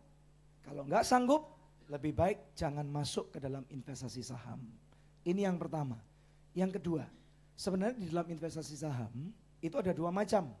Ada yang short term, ada yang long term. Kamu mau masuk yang mana? Oke, kalau kamu mau masuk yang short term, kamu harus punya modal yang kuat. Kamu nggak bisa punya cuman modal 1 juta, 50 juta aja nggak bisa. Boro-boro 50 juta, apalagi 1 juta, nggak bisa. Pasti akan habis. Karena pada waktu sahamnya turun, ya permainan saham itu adalah pada waktu sahamnya turun, itu waktunya kamu injek modal. Pak, kalau turun lagi gimana? Injek modal lagi. Kalau turun 10 kali bagaimana? Injek modal 10 kali. Nah, sehingga pada waktu ada kenaikan daripada titik terendahnya, oke, maka pada waktu itu kamu akan mulai menikmati. Nah, turunnya berapa lama? Kamu nggak tahu. Mekanisme pasar yang menentukan. Jelas ya? Jadi kalau modal kamu cuma 50 juta, saya jamin dalam waktu 3 bulan pasti akan habis. Nggak cukup.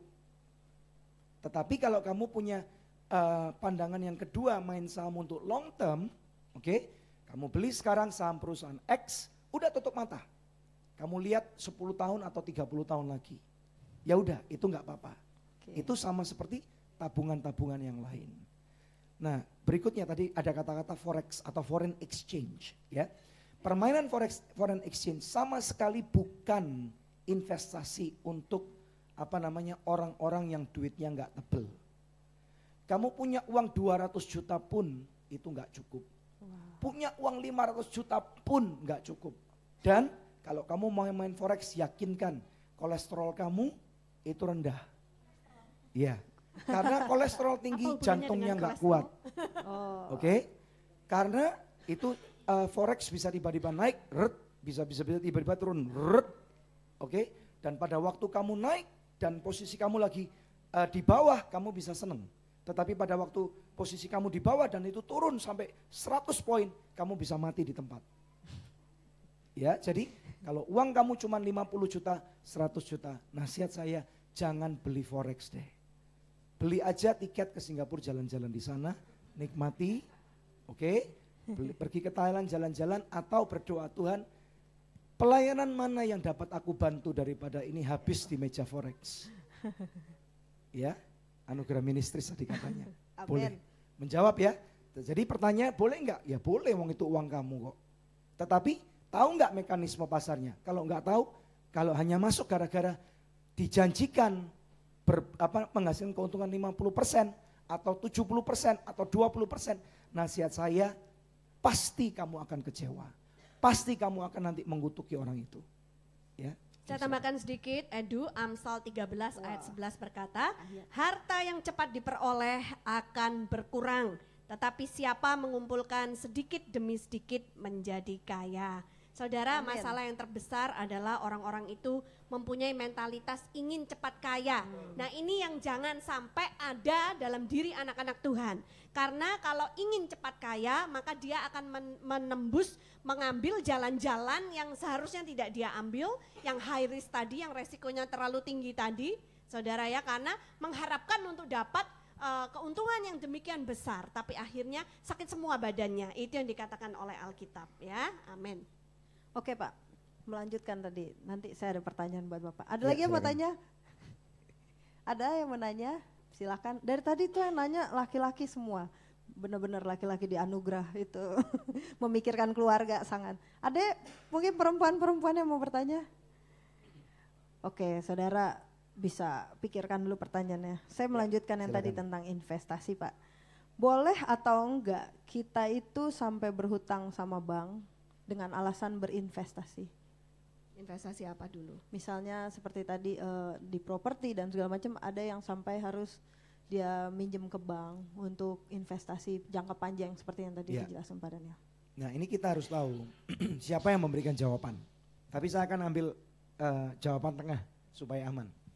Nah kita harus tahu bahwa mekanisme pinjaman di bank, oke? Nah pinjaman di bank dapat dilakukan pada waktu seseorang mempunyai kolateral atau jaminan. Oke. Nah, menurut hemat saya nih ya, saya ngambil dari kata-kata tengah-tengah. Kalau ada orang yang mengatakan tidak boleh berhutang, itu sah nggak? Sah, boleh aja. Nah, maka orang itu tidurnya akan tentrem. Oke. Amin. Nah, tapi ingin kekayaan yang cepat bertambah nggak? Nah, orang bilang, jadi sebenarnya gini, saya ralat kata-kata saya. Sebenarnya banyak orang yang pasti ingin cepat kaya, ya di dunia ini. Tetapi ada satu orang teman hamba Tuhan yang pernah kami undang di Good News Program, dan dia itu adalah direktur sebuah bank BUMN. Dia mengatakan investasi tidak menjamin seseorang menjadi kaya. Wow. Hanya Tuhan yang bisa membuat seseorang jadi kaya. Oke. Ini dulu. Jadi kalau kamu ingin kaya, jangan bergantung pada investasi, tapi bergantung pada Tuhan. Karena dalam satu ayat di Ulangan, nanti carikan tolong, Tuhan memberikan kekuatan untuk seseorang jadi kaya. Oke. Nah, maaf, kembali kepada Bung Mario tadi, pada waktu uangnya banyak, dia tidak mempunyai kekuatan untuk megang uang banyak. Ini yang terjadi.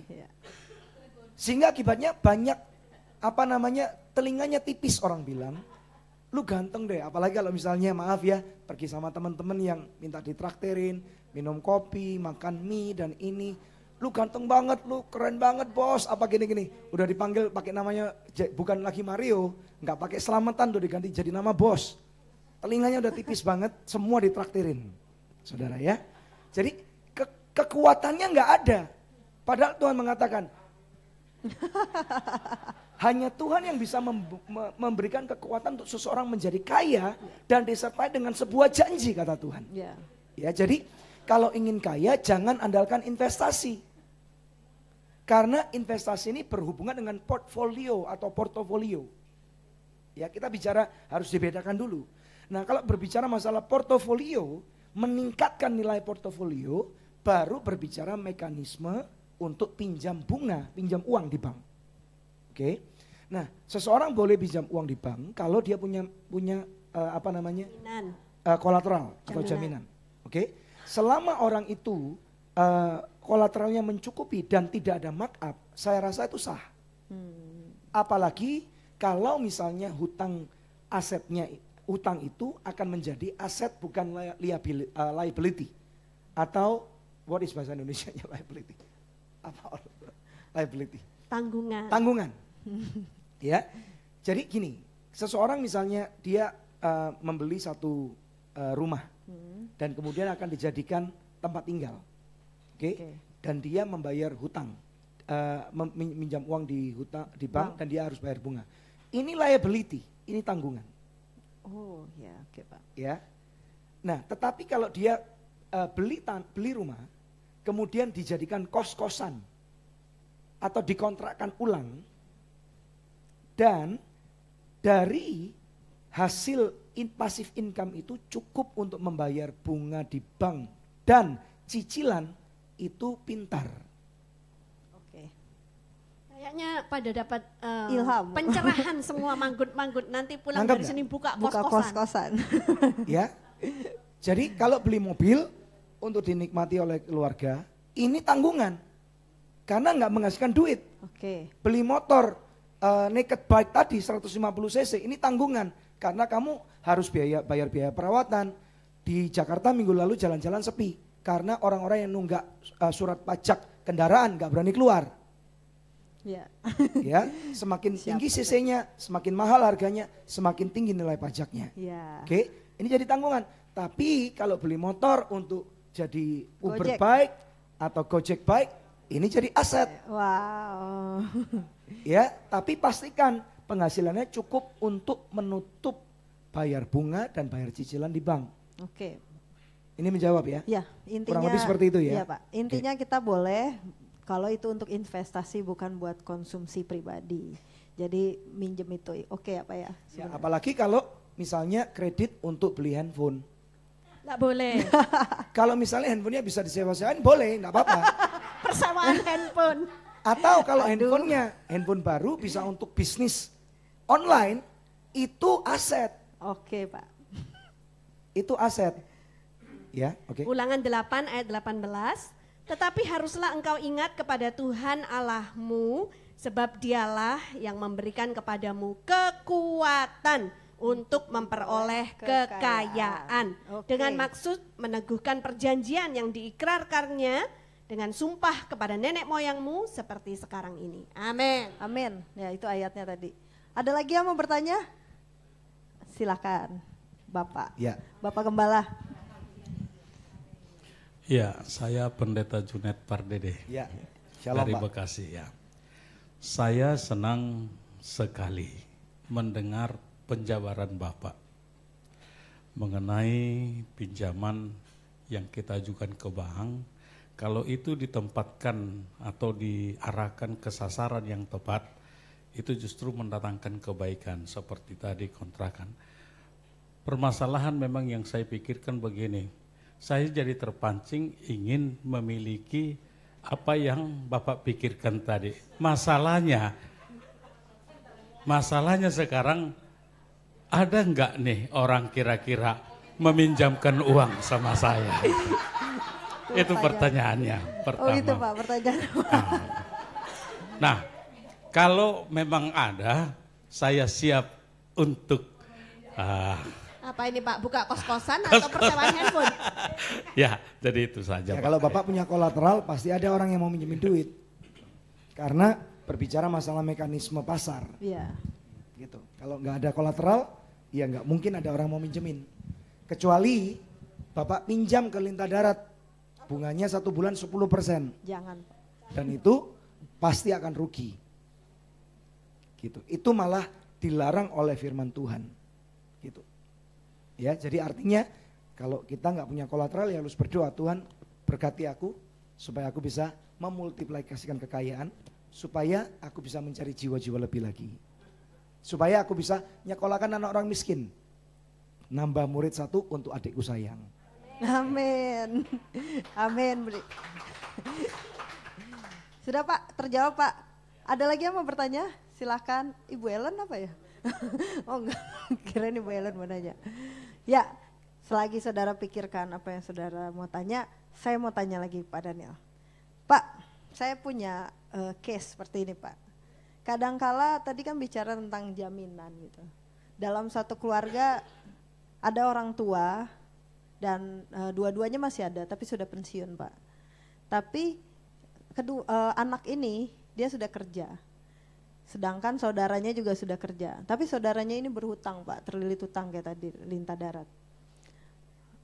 Apakah yang harus menanggung ini saudara satunya yang bekerja juga? Atau ada cara lain supaya dia dapat keluar dari situasi utang ini? Karena kan tadi dibilang money who's the boss. Harus kerja keras sehingga nggak sempat pelayanan dan lain-lain. Gimana solusinya supaya anak ini bisa keluar dari kondisi utang ini? Utangnya ke Lintah Darat. Iya, banyak Ya. Pak, banyak. Ya kalau nomor 1, utang ke Lintah Darat, ini biasanya akan ada jaringan mafia. Menurut saya akan sangat susah keluarnya. Karena akan dikejar sampai ke liang kubur. Jawabannya itu. Oke Pak, Nah tetapi kalau kita mau mengandalkan Tuhan, tidak ada yang mustahil. amin, amin. Ya, jadi walaupun Anda punya hutang dengan Lintah Darat, nasihat saya gini, jangan pernah lari dari orang yang nagih hutang. Hadapi. Ya, masalah akan lebih banyak pada waktu orang sudah berhutang, kemudian ditelepon nggak dijawab. Iya benar. Nah masalahnya pada waktu perlu duit kita baik sama orang. Pada waktu orangnya nagih duit, orang yang hutang lebih galak daripada yang punya duit. Ini yang jadi masalah. Jadi pada waktu orang tua yang sudah meninggal, ya. Dan kemudian pertanyaan kan seperti itu ya Orang misalnya. tuanya udah Pensiun, ya. Dan kemudian jadi harus hadapi. Dan kemudian bukti-bukti hutangnya mana dulu? Harus jelas dulu, gitu loh. Dan kemudian pada waktu misalnya sudah dihadapi, katakan duduk dengan kepala dingin, coba bicara baik-baik. Bagaimana caranya supaya penyelesaian ini bisa dicari jalan keluarnya. Mungkin dicicil, oke. Mungkin ada cara-cara yang lain lagi. Ini harus ditemukan dulu. Ya, menurut saya nasihatnya seperti itu. Oke, Pak. Tetapi kalau misalnya berhutang dengan bank, jadi ini gini. Nasihat buat setiap orang yang menyaksikan, jangan pernah berhutang dengan lintah darat. Oke. Karena akan sangat susah sekali. Sangat susah sekali. Nah, pada waktu berhutang dengan bank, Anda masih punya hal yang terakhir, mendeklarasikan dirimu pailit. Itu yang terakhir. Itu yang terakhir. Iya. Ya, jelas ya. Tetapi kamu harus menanggung konsekuensi yang sangat berat sekali. Kamu nggak akan dipercaya oleh kreditor, kamu nggak akan dipercaya oleh supplier dan yang lain-lain. Tapi itu mekanisme yang terakhir, deklarasi pailit. Kalau saya tuh orangnya lebih konservatif daripada Pastor Daniel. Ya, Bu. Saya justru percaya kalau sebaiknya kita jangan berhutang. Ya. Untuk alasan apapun juga. Ulangan 28 ayat 12 ini adalah janji firman Tuhan buat setiap orang yang percaya kepadanya. Tuhan akan membuka bagimu perbendaharaannya yang melimpah, yakni langit, untuk memberi hujan bagi tanahmu pada masanya dan memberkati segala pekerjaanmu sehingga engkau memberi pinjaman kepada banyak bangsa, tetapi engkau sendiri tidak meminta pinjaman. Amin. Yang percaya Amin. katakan amin. Amin. Amin.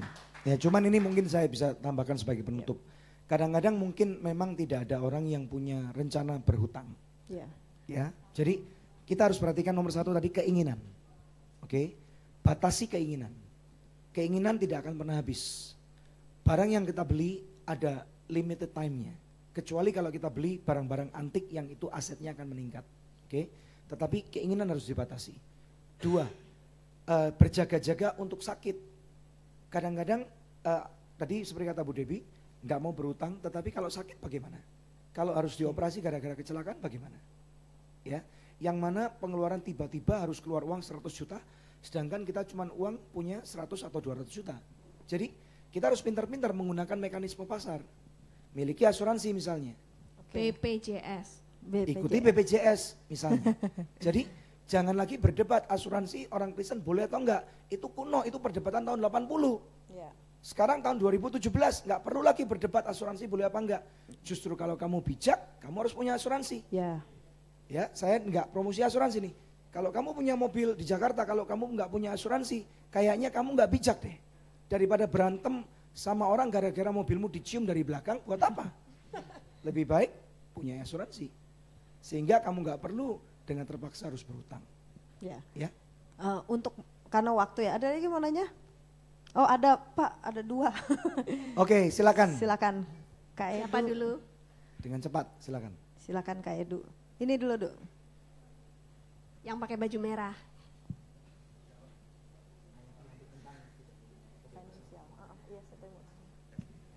Shalom.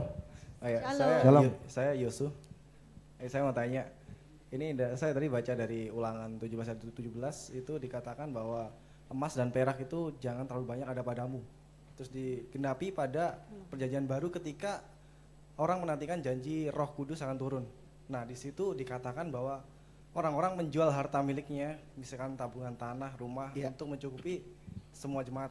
Nah, misalkan di masa kini kita gitu, kita punya seorang teman. Terus dia minjam uang kita, tapi kita nggak punya uang, tapi kita punya tabungan. Sedangkan kita tahu bahwa dia ketika dia pinjam, kita tahu kalau dia nggak akan bisa kembalikan. Nah itu apa yang respon kita minjamkan atau enggak? Itu bukan minjem tapi ngasih. Iya, padahal tabungan kita itu kita udah siapkan untuk aset masa depan kita. Kita punya uang sekian, kalau udah sampai sekian kita akan buka misalkan kosan, buka sewa handphone atau apalah.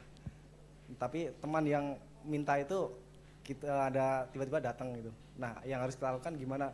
Apa kita harus bijak tetap mempertahankan cita-cita kita sesuai dengan aset misalkan aset kita itu akan kita gunakan untuk memberkati banyak orang misalnya gitu. Nah, yang harus kita lakukan itu seperti apa? Silahkan. Terima kasih. Berdoa, tanya sama Tuhan, itu yang pertama, ya Iya. kan? Kalau Tuhan suruh bantu, ya bantu teman itu, ya kan? Tapi kalau misalkan Tuhan nggak suruh, ya gini loh, kita tuh diajar, jadilah cerdik seperti ular, tulus seperti merpati. Disuruh cerdik duluan daripada tulus. Wow. Karena kalau tulus duluan, kita akan jadi orang yang sangat bego. Kita akan dibodoh-bodohin orang, kita akan dimanipulasi sama orang. Jadi makanya ayat firman Tuhan itu nggak pernah salah. Disuruhnya cerdik dulu, ya kan? Jadi berpikir dulu, pakai rasio, ya kan, dianalisa dan lain sebagainya. Tentunya dengan berdoa, ya kan? Setelah itu baru kita tulus. Nah, kalau memang kita nggak tulus untuk memberikan seluruh tabungan kita kepada orang yang mau pinjam itu, dia nggak bisa maksa kita karena itu bukan hak milik dia, ya kan? Sepertinya kalau harus memberikan semua tabungan, kayaknya kamu kena hipnotis. Ya, jadi kalau kamu nggak beri pun dia nggak bisa apa-apa. Tapi kita juga diajarkan kalau memberikan harus dengan kerelaan. Jadi kamu relanya berapa untuk bantu dia saat ini gitu ya. Kamu juga nggak bisa bilang, oh sorry saya nggak bisa bantu karena saya nggak punya uang. Itu artinya kamu berbohong ya kan. Nggak usah masuk ke dalam tahap berbohong segala ya kan. Tapi jujur aja ngomong sama dia, aku bisanya cuma kasih sekian ya. Dan ketika memberi itu paling bagus adalah jangan mengharapkannya kembali. Karena kalau kita mengharapkannya kembali, banyak sakit hati itu terjadi gitu ya. Kalau kita memang tulus, anggaplah itu hilang. Kalau misalnya kembali, ya itu berkat kita terima kembali. Tapi kalau misalkan tidak pun, ya sudah, puji Tuhan, relakanlah. Anggaplah itu sebagai sebuah taburan. Engkau menabur dalam hidup saudaramu yang sekarang kesusahan ini, supaya nanti suatu saat kelak kalau dia sudah berhasil, mungkin suatu saat kelak dia juga akan menabur balik dalam hidupmu. Dan engkau akan menuai apa yang pernah engkau tabur. Amin. Amin. Ya, saya cuma mau nambahin aja. Kami pernah harus terpaksa berhutang gara-gara anak kami sakit. Ya, dalam poin anak ini akan mati. Anak kami yang pertama Angelin. Dan kemudian pada waktu itu ada seorang teman yang sudah minjemin duit yang sangat banyak, puluhan juta, karena harus dioperasi di Singapura. Nah pada waktu itu sebagai orang tua ya kami harus berkorban untuk siap berhutang. Kemudian kami bisa berangkat ke Singapura dan puji Tuhan anak kami sembuh. Jadi pada waktu kami pulang kami harus bertanggung jawab bertemu dengan orang itu, jangan ngeles. Kami nggak ngeles dan bahkan kami proaktif ingin bertemu orang itu, ingin untuk memberitakan apa yang terjadi. Oke. Pada waktu makan siang kami ceritakan, orang itu senang banget mendengarkan tentang kesaksian anak kami disembuhkan oleh Tuhan melalui operasi. Ya. Nah kemudian akhirnya orang itu berkata terima kasih kepada saya. Saya kan bingung. Loh kamu tidak seharusnya berterima kasih kepada saya. Saya yang berterima kasih kepada kamu. Betul nggak? Karena kamu pinjemin duit, kita bisa pergi ke Singapura, anak kami bisa operasi. Anak kami nggak mati karena anak kami sudah sekarat hampir mati.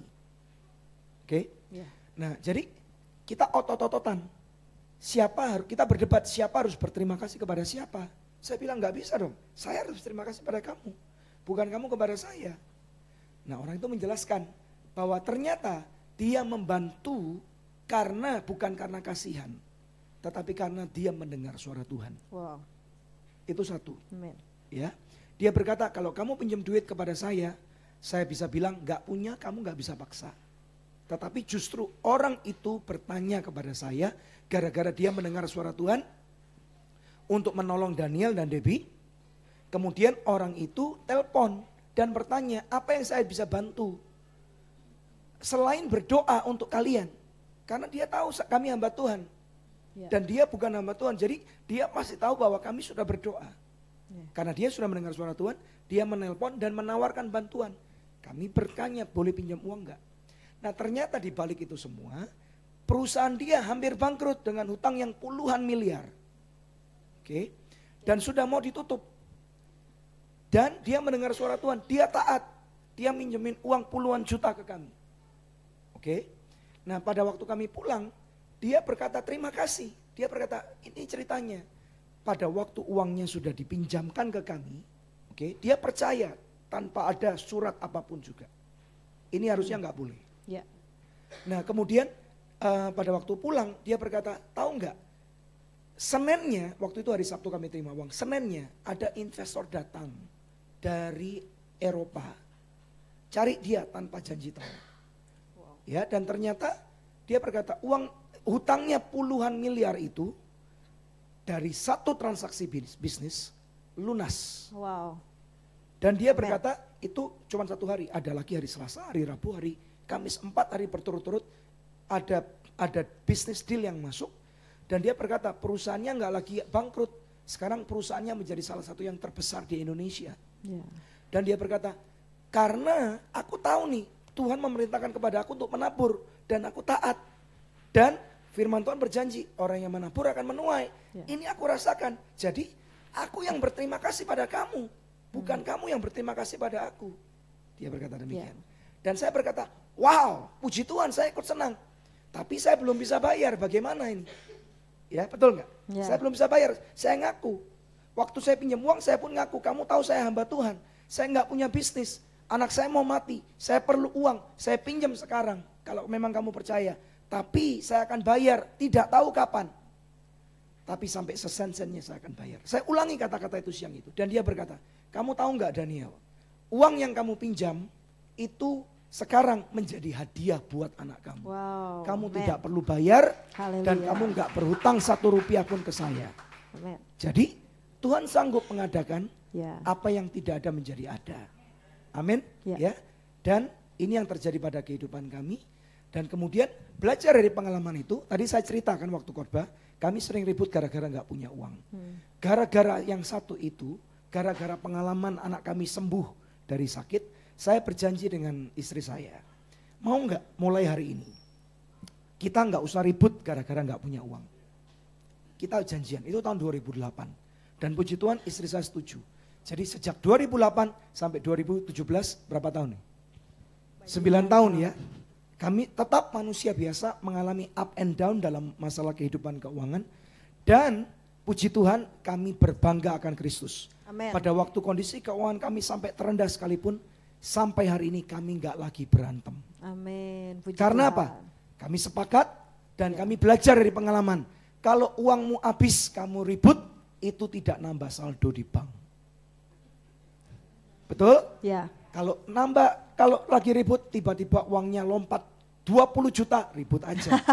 Tapi kalau nggak nambah saldo di Terusin bank, ributnya. berarti percuma ribut. Makin semangat. Ya, jadi puji Tuhan, kami mendeklarasikan kami sekarang bebas merdeka dari keuangan. Amin. Puji Tuhan. Puji Tuhan. Terima kasih. Ya silakan, nggak apa-apa. Untuk yang terakhir ya, karena ini soundman kita yang mau nanya, jadi boleh Silakan. satu lagi silakan. Terakhir. Ini yang terakhir loh. Habis yang lain tadi lama. Silakan. Ya, halo, nama saya Ano. Ya. Pak, saya mau nanya Pak, menurut Bapak, oke berdiri. Makasih bro. Menurut Bapak, pakai kartu kredit itu bagus apa enggak? Perlu atau tidak? Nah, biasa kan kalau kartu kredit kan tahu sendiri lah, kalau ada promo itu kan sangat menarik hati. Giurkan. Ya. Minta arahannya Pak. Gini, kartu kredit itu adalah alat. Oke. Tapi zaman sekarang banyak orang yang diperalat sama alat. Oke. Jadi kamu harus tahu dulu, jadi pintar dulu cara pakainya. Nomor 1, cara pakai kartu kredit yang benar, selalu bayar tepat waktu. Dan jangan bayar minimum payment. Kalau kamu mau pakai kartu kredit, berarti konsekuensinya jangan bayar minimum payment. Karena kalau kamu pikir dengan minimum payment berarti kamu sudah ngutang, kamu salah besar. Jelas ya, Ano ya? Karena mekanisme minimum payment itu sudah didesain, seumur hidup lu nggak bakal lunas. Wow. Percaya deh, minimal kalau kamu punya hutang 30 juta, kamu bayar minimum payment, oke? Itu perlu waktu at least 20 tahun untuk lunas. Usia kamu berapa sekarang? Nggak mau kasih tahu. Kalau usia kamu 30 tahun, 31 Pak. 31 tahun, berarti kalau 20 tahun lagi Kamu sudah 51 tahun. Tapi saya selalu bayar tepat, Pak. Maksudnya full payment. Oke, pakai nggak minimum. apa-apa. Selama Tapi kamu bisa menggunakan. jadi mulai terjerat, Pak. Oke. Lagilah. Nah, Nah, menurut itu saya gimana, Pak? nih, menurut saya punya kartu kredit perlu nggak zaman sekarang? Saya rasa perlu. Karena kamu perlu bisa beli tiket pesawat, kemudahan-kemudahannya. Tapi jangan punya banyak-banyak. Yeah. Miliki satu aja kalau memang seperti itu dan itu cukup. Nggak perlu ngejar diskon sampai punya 5, mau makan di mana? Celing keluarin dari atas sampai bawah. Ngejar diskon. Yeah. Saya yakin kalau lifestyle seperti ini tinggal tunggu waktu, kamu pasti akan bayar minimum payment. Ya, jadi cuma punya satu aja, maksimal 2. That's it. Kalau memang keuangan kamu bagus. Kalau nggak bagus, satu aja udah. Lakukan dengan baik, nggak usah makan di tempat-tempat yang ada diskonnya. Percuma. Karena apa? Porsinya kecil. Lu dibegoin sama toko. Wah. Jadi lebih baik makan di tempat yang nggak pakai diskon, porsinya lebih normal.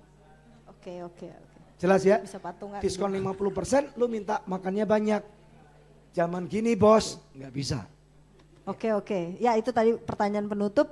Saya mau buat pertanyaan gini. Misalnya ada orang yang sudah memang, tadi Bapak membahas tentang menjadi hamba uang. Memang mungkin orang ini udah terjerat, tapi sekarang dia mau bertobat dan mau keluar. Bapak bisa kasih definisi bagaimana caranya untuk bisa mendapatkan financial freedom dalam hidup. Ini sebagai penutup. Ini masalah terjerat kartu kredit atau Enggak, utang udah biasa? ini semua Pak. Kamu baca deh, ini Bu Devi akan menjawab karena suara saya serak banget. Oke, Ibu Debbie akan jawab dari tadi, Ibu sedikit jawab. Saudara, kita baca Mazmur 112 ayat 1 sampai 3. Haleluya, berbahagialah orang yang takut akan Tuhan, yang sangat suka kepada segala perintahnya. Anak cucunya akan perkasa di bumi, angkatan orang benar akan diberkati. Harta dan kekayaan ada dalam rumahnya, kebajikannya tetap untuk selamanya. Saudara, kalau memang buat Anda yang dulu pernah terjebak apakah dengan hutang kartu kredit atau dengan hutang bank atau dengan hutang yang lain-lainnya dan sekarang ingin kembali ke jalan Tuhan yang benar, ya, renungkanlah ayat ini tadi yang kita telah baca bersama-sama, bahwa ternyata yang nomor satu yang harus kita dahulukan di dalam hidup kita itu adalah takut akan Tuhan. Amen. Suka kepada segala perintah Tuhan. Maka nanti akan dijanjikan oleh Tuhan anak cucu kita itu akan menjadi perkasa di bumi.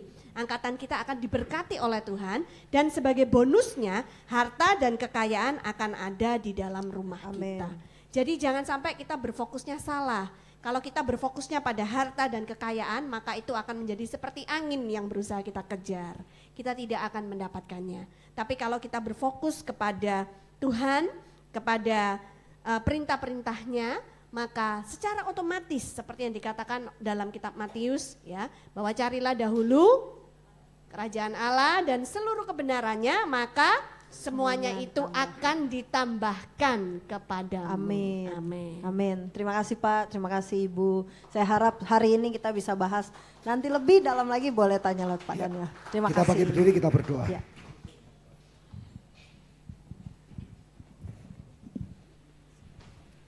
Kita berdoa, saudara.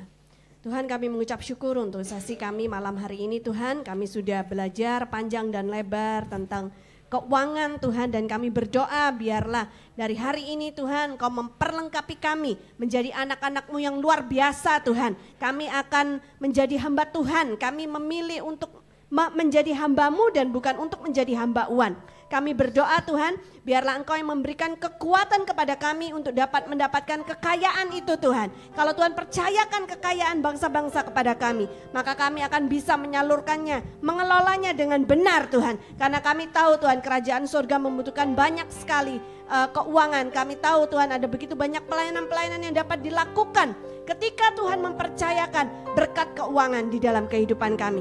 Terima kasih Tuhan, biarlah firman yang sudah ditaburkan malam hari ini dan semua pertanyaan yang sudah dijawab Tuhan meteraikan dalam hati kami Tuhan, sehingga kita ketika kami berjumpa kembali Tuhan, di pekan-pekan yang akan datang kami akan melihat terobosan-terobosan yang baru terjadi di dalam kehidupan setiap umat-Mu di tempat ini.